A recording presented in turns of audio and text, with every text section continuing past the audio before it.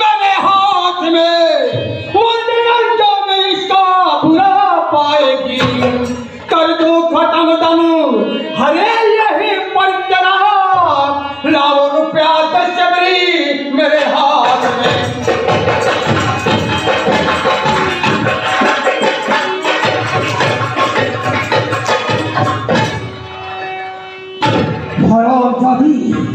तो हमसे कहा था कि बाबू साहब 1 महीने की मोहलत दो, मैं पैसे तुम्हारे मुंह पर फेंक दूंगी। आज 1 महीने 3 दिन हो गया, पैसा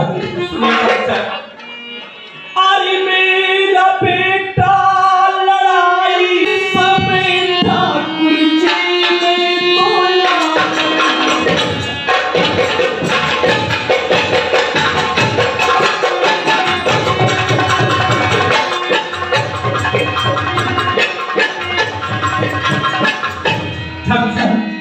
मेरा बेटा मारा गया। इस समय मेरे ऊपर करों की पहाड़ी पड़ा है। मेरे पास 1 पैसा नहीं होगा। अरे शिवी, अरे तेरा पैसा बच गया। हमसे तेरे पिछवा से कोई मतलब नहीं है। ये हमारा पैसा है बादल सिंह ठाकुर का। अगर बादल सिंह ठाकुर पैसा देना जानता है ना तो पैसा वसूल करना भी जानता है। लेकिन शरीफ तेरे पास पैसा नहीं है, तेरा बेटा मारा गया, तो हमारी बात मान लेना। कौन सी बात डॉक्टर? चल, अरे तेरे बेटे की जो है अरे मंजूर दुल्हन लोग कहते बड़ी खूबसूरत है वो। सिर्फ एक रात को भेज दे मेरे घर, लोग कहते हैं देवी की मूरत है।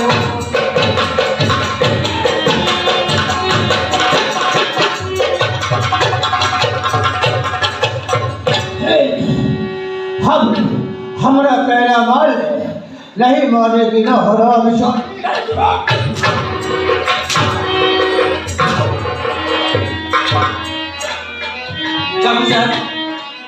अगर ये बात है तो ठीक ही, मैं जाके अपनी बहू से कहूंगी, अगर मान गई तो बुला के आऊंगी। ठीक है, चल प्यारे लाल, इस कौर में तेरे पास नहीं आऊंगा, याद रखना। इस बार तू अपनी बहू को लेके आना, याद रखना। अगर मैं आया तो तेरी बहुरिया को ना पूरे गांव में नांगा घुमा के बाहर जाए। अब उससे एकदम नहीं चला जा रहा है। अगर आपकी आसपास कोई गुली हो तो आप मुझे वहाँ का पता बताएं, हम जाकर उसी गुली पे वहाँ भेज करेंगे और आपके आने का इंतजार करेंगे। ठीक है बच्चा? भैया सही कह रहे हैं, मैं भी बिल्कुल चल नहीं पा रहा। ठीक है, अगर ऐसी बात है तो मैं बस तुम्हें बता देता हूँ। सुने मेरी बात। अर्धराज के क्षेत्र में अरे की कुलिया मेरी प्राण के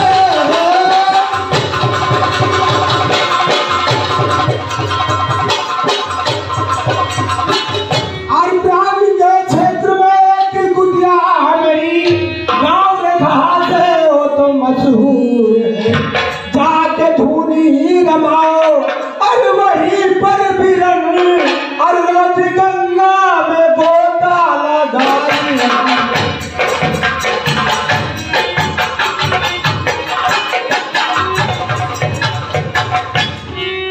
महाराज जी, हमें आशीर्वाद दें। हम जाकर देखा गाँव में जो आकृति है जंगल के तट वहीं पे प्रभु का भाव भजन करेंगे और आपके आने का वहीं इंतजार करेंगे महाराज जी। ठीक है बच्चा, मैं तुम्हें आशीर्वाद देता हूँ। चिरंजीव रहो, हमेशा कल्याण हो, तुम्हारा कल्याण आशीर्वाद। मगर जाते जाते तुम्हें सुनिए मेरी बात। पागलदास, कहिए महाराज। इसकी याददाश्त कमजोर है और इस बेचारे को कहीं अकेले नहीं छोड़ना। नहीं छोड़ूंगा। नहीं, ये भटक जाएगा तो ना जाने कहाँ चला जाएगा। कहीं भी जाना साथ में लेके जाना और साथ में लेके आना। और मैं चलता हूँ भोलेनाथ के भाव भजन करते, और मैं आऊँ तो उसी कुटिया पे मिलो। ठीक है महाराज। अरे जब राम भगत में अरे शक्ति न हो और माथे चंदन लगा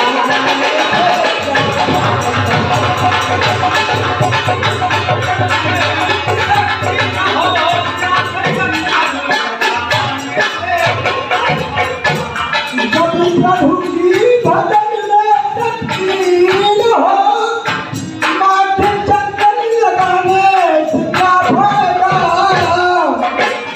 जब प्रभु की भजन में शक्ति न हो तिलक का लगाने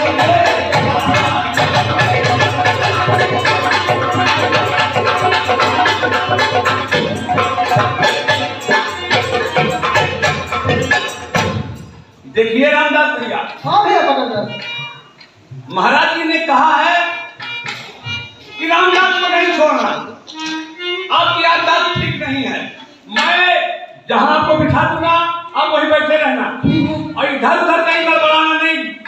गुरु महाराज आएंगे तो मुझको बहुत डांटेंगे, ठीक है ना? ठीक है। आइए हम दोनों चलते हैं प्रयागराज में। प्रयागराज गुरु महाराज की कुटिया है कहाँ गाँव में? हाँ तो कर गए। हरे राम भजन कर प्राणी हो, हरे राम भजन कर प्राणी, रे काया तेरी हो गई पुरानी।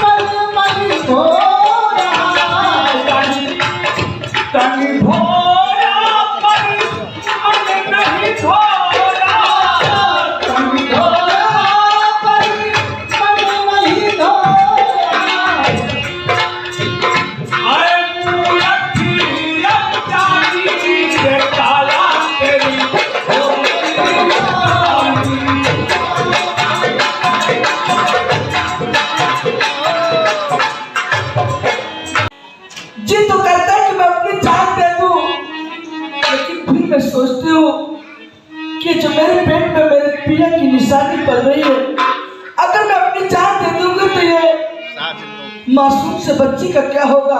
आखिर इसने तो अभी तक दुनिया भी नहीं देखी। अगर आज मेरी माँ जी आएंगे तो मैं उनसे खाना मांग कर खाऊंगी। बहू, मैं जानती हूँ जितना मुझे दुख है मेरे बेटे के मरने पर, तो तेरा सुहाग करे। बहू, मैं गुस्से में आके तुझे भला बुरा कहती, इसके लिए माफी मांगती हूँ। बहू, तेरे लिए खाना लाई, आके खाना खा। क्या माँ आप खाना लेकर आई?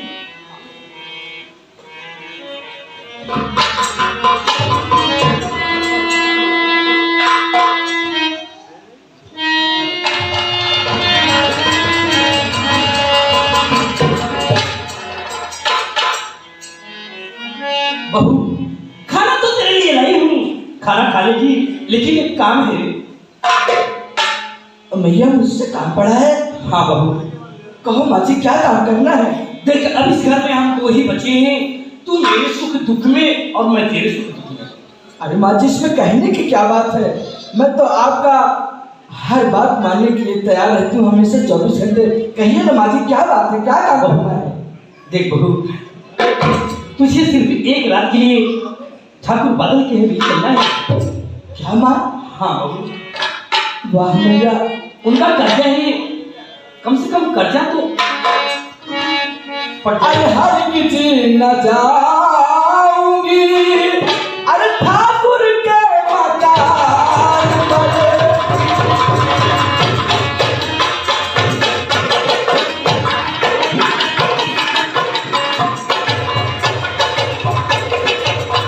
हर किसी न जाऊंगी, ठाकुर के मकान पर। अन्य नहीं है अच्छी, अरे मेरी उस उम्र पर नीयत उसकी नहीं है अच्छी, मेरी उस उम्र पर।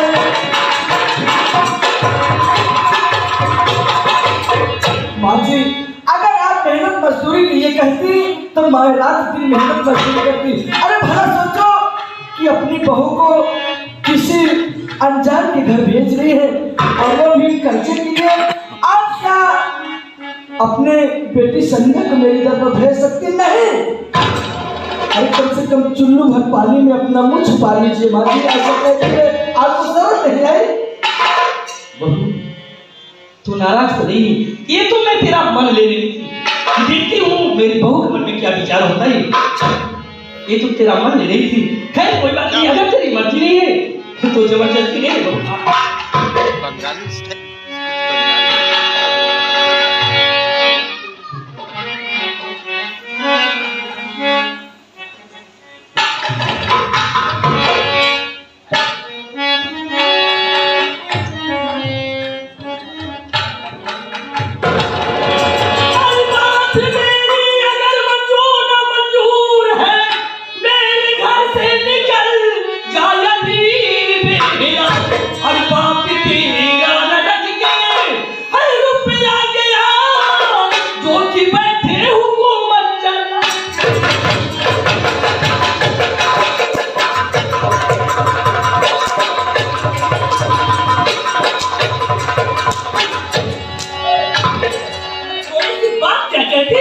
तो कहती अपनी बेटी संध्या को भेज दे, क्या तेरा बाप बैठ के न्याय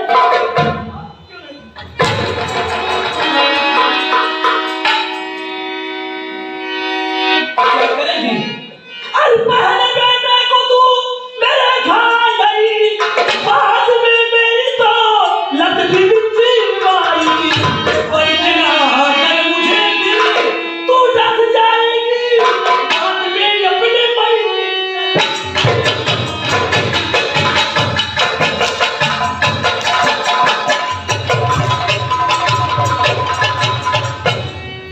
मेरे हमर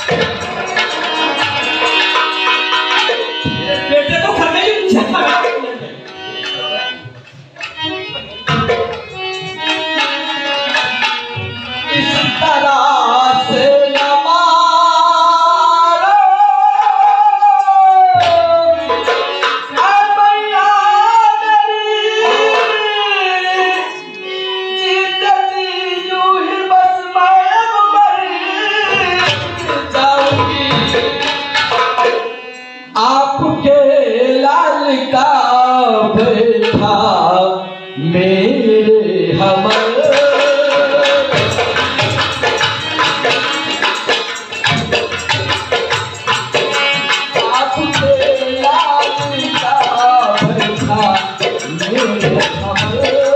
इस दशा में भागा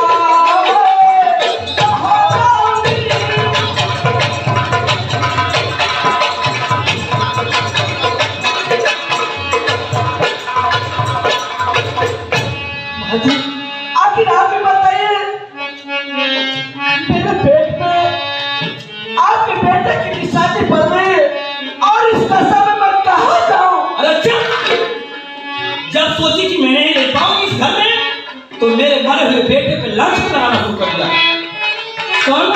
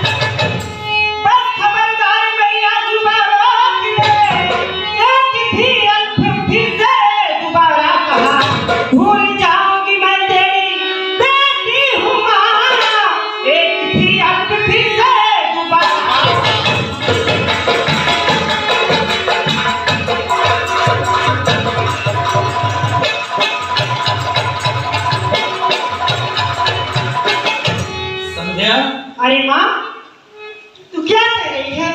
पहले सोच, उस बिचारी के ऊपर गम के बादल खुद ही टूट पड़े हैं, लेकिन तू उसे बेवफा बना रही है। तू जो समझ रखी है, उसके पेट में मेरे भाई का निशानी पड़ रही है माँ। अरे वाह, भाई को खाती इसकी चिंता नहीं, और नाजायज औलाद की बड़ी चिंता है। वाह संध्या वाह। अरे माँ, पहले समझने की कोशिश कर।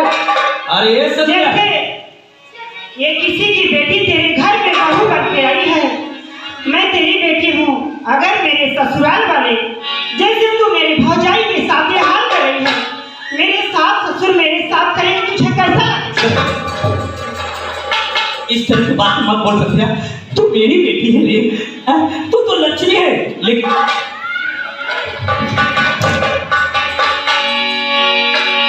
संध्या बीच मत आया कर, नहीं तो कुछ में मैं ये ना भूल जाऊंगी तू मेरी बेटी नहीं सकती। अरे माँ, तू तो यही तेरे अकल में पत्थर पड़ गया है।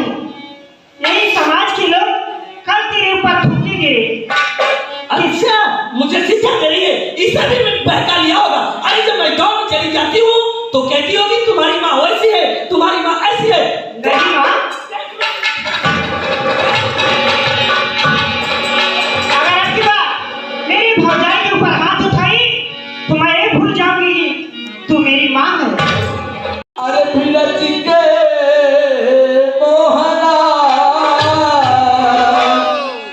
अरे बिरज के मोहना हो, अरे बिरज के मोहना, कहिया बंसी फिर बजई बारा। अरे बिरज के मोहना, कहिया बंसी फिर बजई बारा।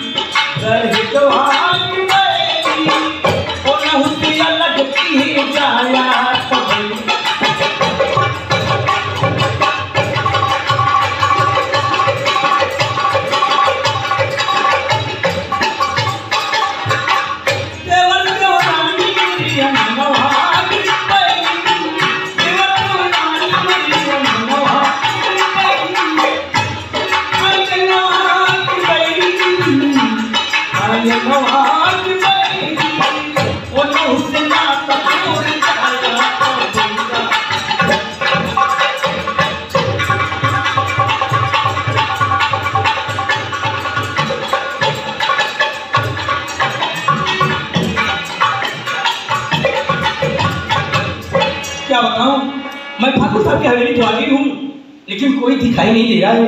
आवाज देती हूँ शायद कोई हो। अरे कोई है भाई? हाँ कौन हो भाई? अरे मुनीम जी राम राम। राम राम से बड़ी राम राम आ गई तुम। ये बताइए, हाँ मुनीम जी ठाकुर साहब हैं? जी हाँ, ठाकुर साहब तो हैं। उनसे कुछ बातें करनी थी। ठीक है, आइए हमारे साथ, अभी मिलवा देता हूँ। आइए।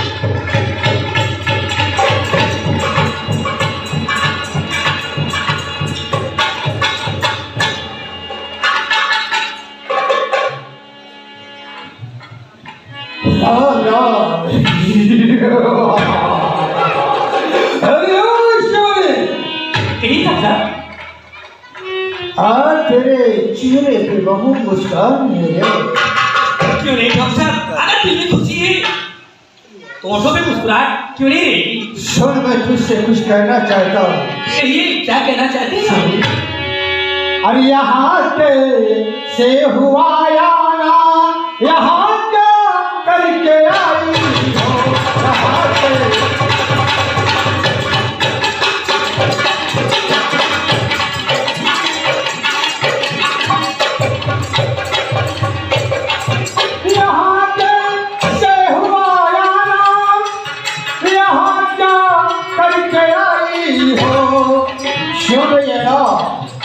मेरा सौदा हुआ मंजूर, या खाली हाथ में आई हो, मेरा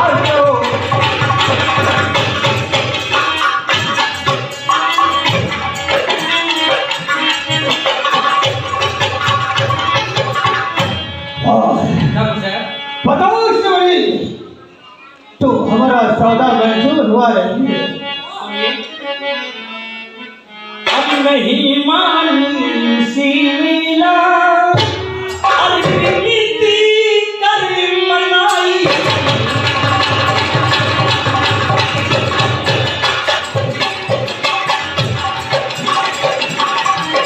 अब नहीं मानी उसी मिला, अरविंदी कर मनाई।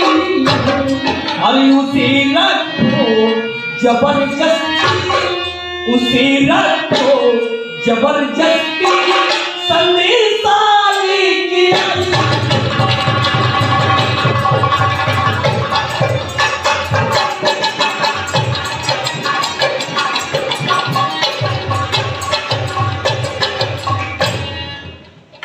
क्या कहा?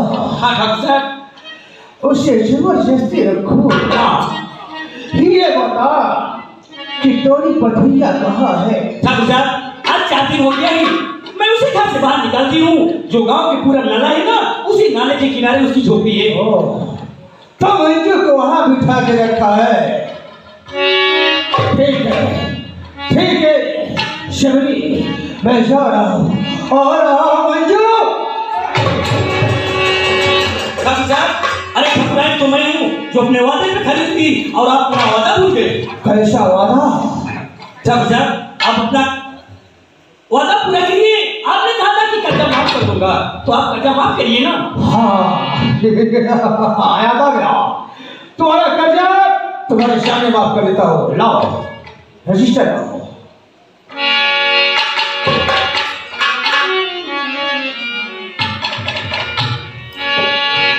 देखो देखो शिवरी, ये तुम्हारा नाम है ना, दिख रहा है? चलो आज के बाद इस रजिस्टर पे तुम्हारा नाम कर दिया, ठीक है ना? ठीक है प्यारे राम, मैं जा रहा हूँ अपनी मंजू से मिलने, ठीक है ना?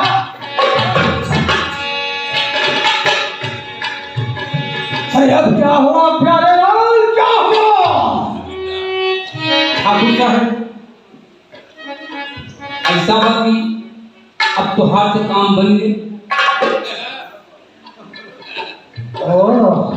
अरे भाई, अब तुम मंजू से प्यार मोहब्बत कर रहे, तो कहना क्या चाहते हो? हम ही कहा चाहत है कि जैसे आप मंजू से प्यार कर रहे, वैसे ही हमारे जुबान से बदले से लहवा के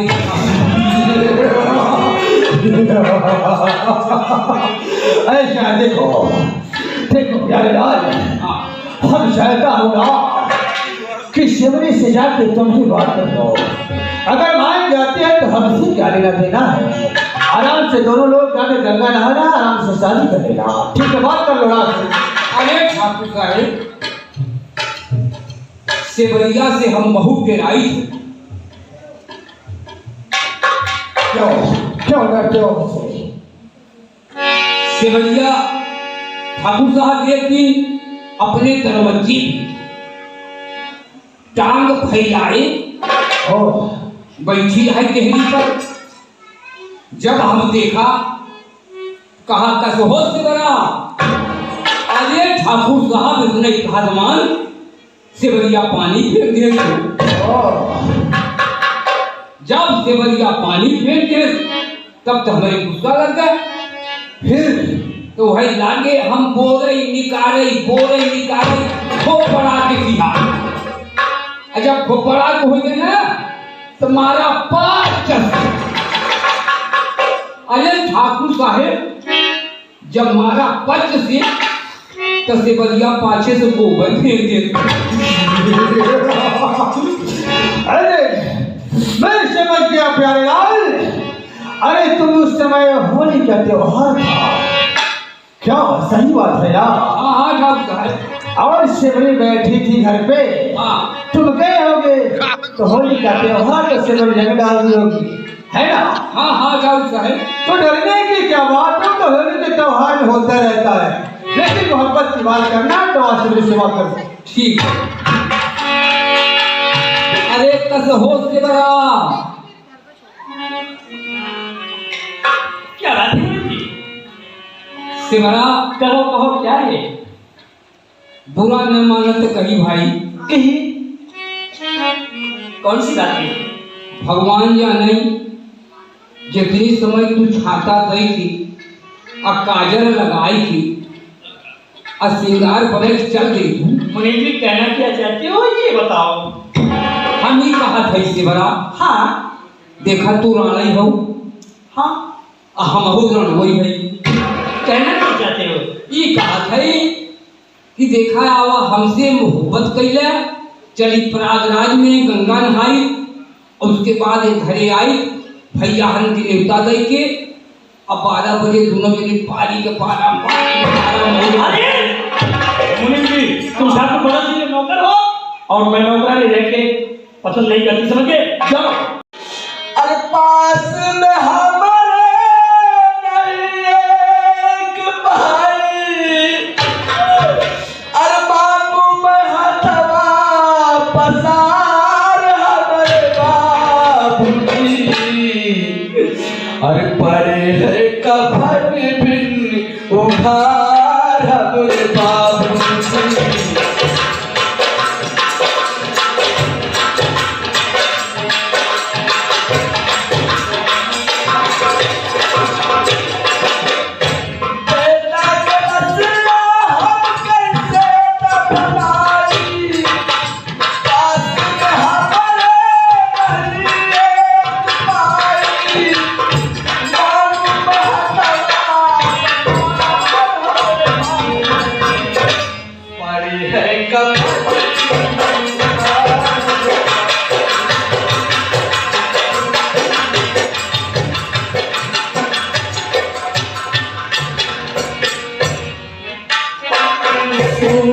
चिंता छोड़ प्यारे जगीरा चैया।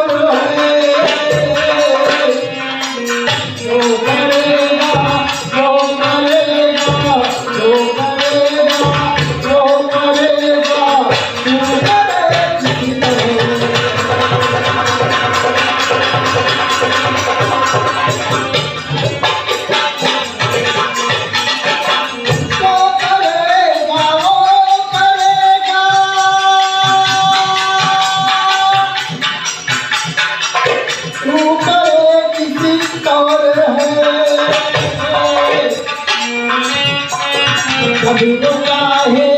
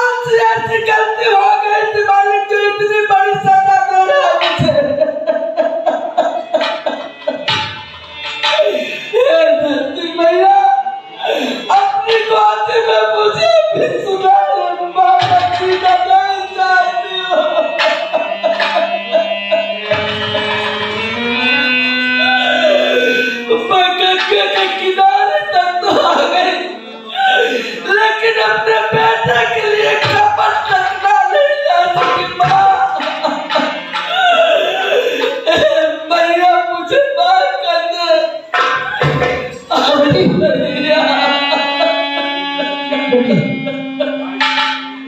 अरे क्यों रोए खड़ी दुखियारी दुखियारी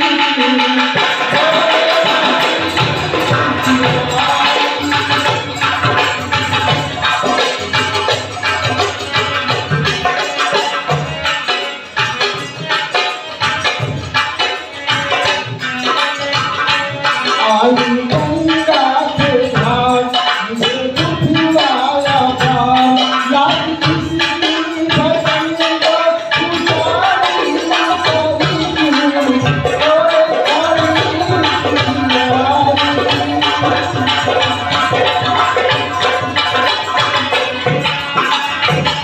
आई गंगा की घाट लेके बेटे की लाश, आई गंगा की घाट लेके बेटे की लाश, कैसे बातें करूं बात सारी मैं सारी वो खड़ी दुखियारी, वो खड़ी दुखियारी।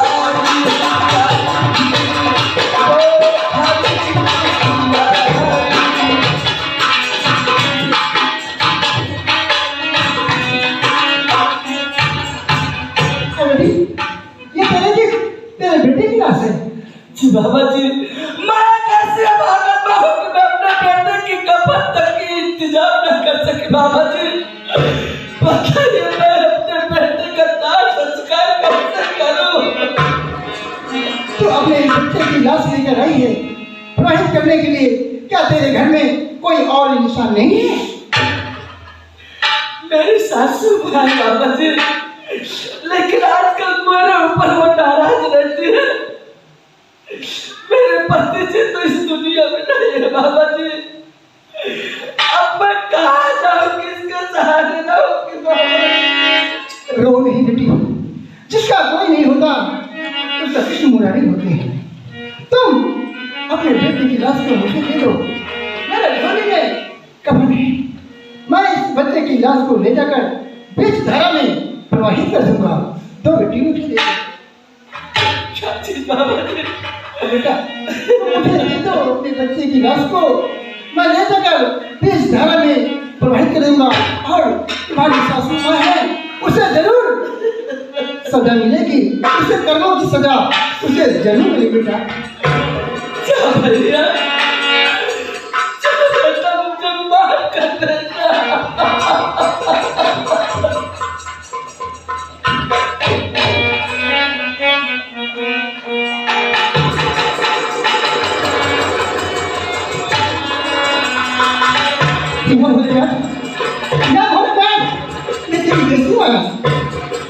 बच्चे को लाश को लेते ही मुझे ऐसा क्यों प्रतीत होता है कि ये कोई मेरा अपना है? मेरा मेरा तो इस संसार में कोई नहीं। साधु सन्यासी को कहा नहीं भोजना, मेरा सब मत भी करो। इस बच्चे की लाश को लेकर बीच धारा में प्रवाहित कर देता है।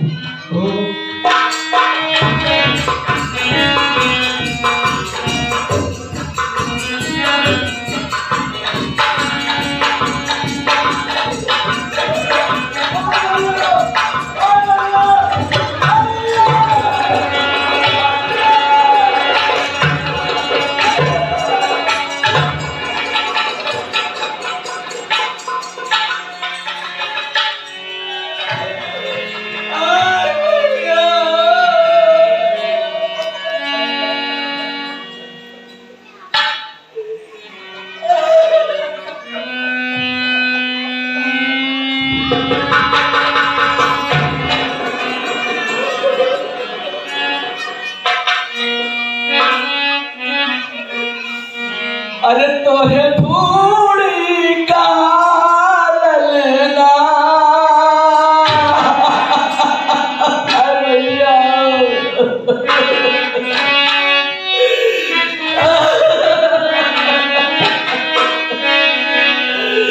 अरे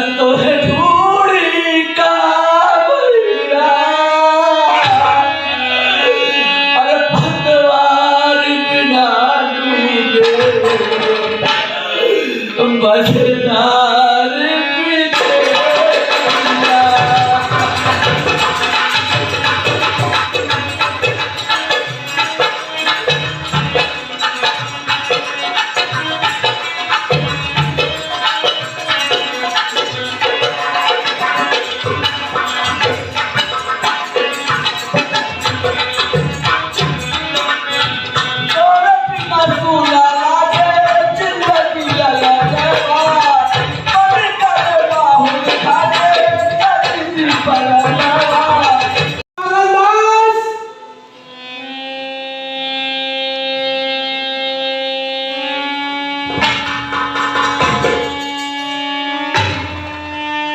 क्या मैं देख रहा हूँ?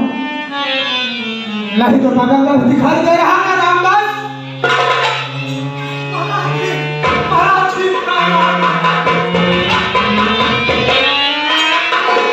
महाराज जी, मैं कुछ राशन लेने चला गया था महाराज।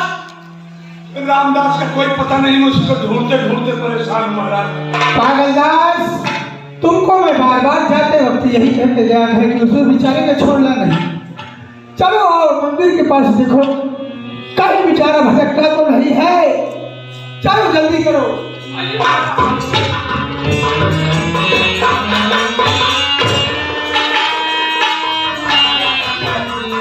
ये देखिए रामदास,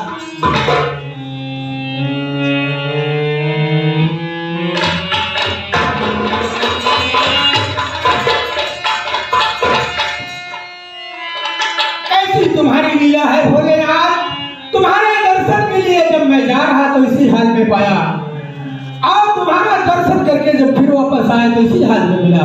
इसे शक्ति दो भोलेनाथ, इसे शक्ति दो भोलेनाथ। ओम नमः शिवाय, ओम नमः शिवाय।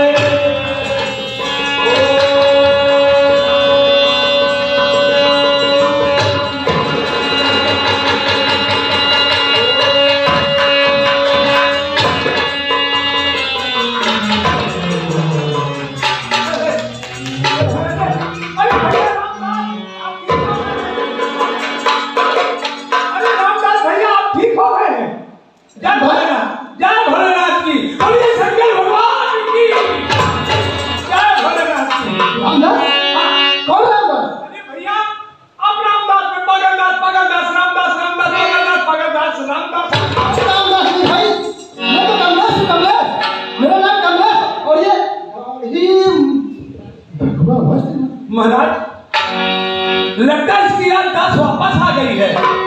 ये अपना नाम बता रहा, बोलता मैं रामदास नहीं हूँ, मैं कमलेश। अरे मेरा नाम कमलेश भाई। आप देख लीजिए। और ये दाढ़ी, तुम अपना नाम कमलेश बता रहे हो? हाँ हाँ, फिर तुम कहाँ के रहने वाले हो और तुम्हारे घर में कितने प्राणी हैं? मेरा नाम कमलेश है, मैं ग्राम राजापुर जिला इलाहाबाद के रहने वाला हूँ। मेरे घर में मैं और मेरी माँ, मेरी दुल्हन मंजू जिसे में मेरी शादी हुई थी, गाँव आया था और एक ही रात में भी था। और सुबह सुबह मैं अपना दीवान लेके धन हो भोलेनाथ, धन हो तुम्हारी कृपा अधीन है युवराज। अगर तुम जाना चाहते हो बच्चा तो जा सकते हो।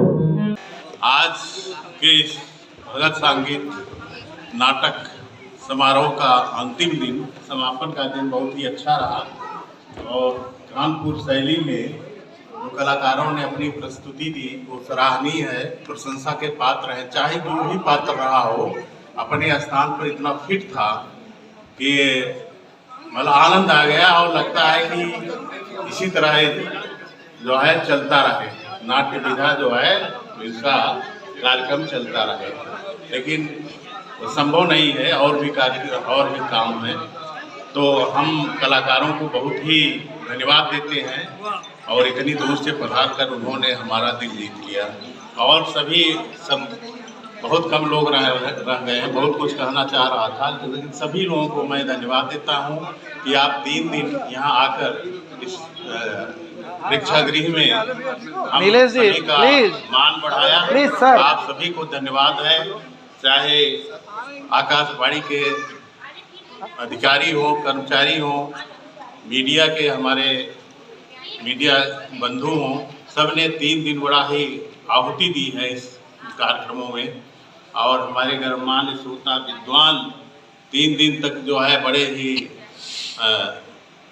धैर्य से इसको सुना है और गुना है। इसके लिए हम सभी को धन्यवाद देते हैं।